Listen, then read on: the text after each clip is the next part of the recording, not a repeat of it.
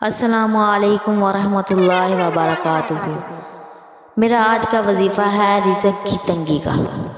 خدا کی قسم یہ وظیفہ مت چھوڑنا، ایک بار یہ تسبیح ضرور کر لینا۔ یہ وظیفہ اتنا خاص اور مجرب ہے اور کرشمہ آپ خود دیکھیں گے۔ آپ کے اوپر اللہ پاک کی کرم نوازی ہونا شروع ہو جائے گی۔ یہ سارے وظیفوں کا بادشاہ ہے، یوں سمجھ لینا۔ اس کو کرنے کے بعد آپ دیکھ لینا اللہ پاک کی آپ کے اوپر رحمت ہوگی، آپ کے کام بگڑے ہوئے سنور جائیں گے۔ اس عمل کو کرنے والے کی زندگی میں آسانیاں پیدا ہونا شروع ہو جائے گی۔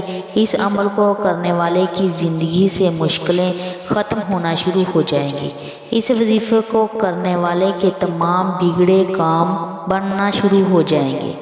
آپ کے اوپر کسی بھی قسم کی بندش رکاوٹ ہے، آپ کا کاروبار کا مسئلہ ہے، کاروبار چل نہیں رہا، گھر میں جو بے برکتی ہے، مایوسی ہے، انشاءاللہ یہ تمام مسئلے حل ہو جائیں گے۔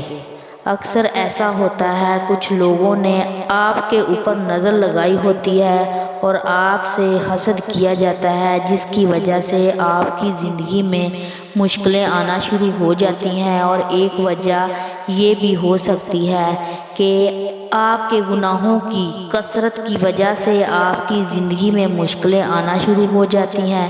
آپ نے کسی کا دل دکھایا ہو یا نظر لگی ہوئی ہو، کسی نے حسد کیا ہو، اس کی وجہ سے بھی رکاوٹ آ جاتی ہے۔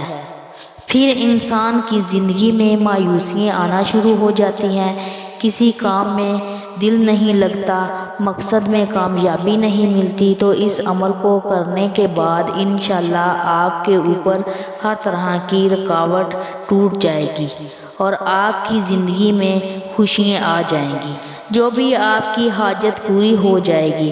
اس عمل کو پورے یقین کے ساتھ کرنا ہے، آپ کے ذہن میں کسی قسم کا شک نہ ہو، اور اس عمل کو خاموشی کے ساتھ کرنا ہے، پوری توجہ سے کرنا ہے، وظیفے کے دوران بولنا نہیں۔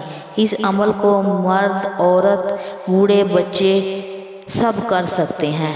اس عمل کو فجر، ظہر، عصر، مغرب، عشاء اور تہجد کے وقت کر سکتے ہیں۔ سب سے پہلے اعوذ باللہ من الشیطان الرجیم، بسم اللہ الرحمن الرحیم 11 بار پڑھنا ہے اور 1 بار شمار میں آئے گا۔ اس کے بعد درود ابراہیم پڑھنا ہے 7 مرتبہ۔ اس کے بعد لا الہ الا اللہ، لا الہ الا اللہ الغنی الوہاب، الغنی الوہاب۔ آپ نے اس کو 61 بار پڑھنا ہے، اس کے بعد پھونک مار دینی ہے۔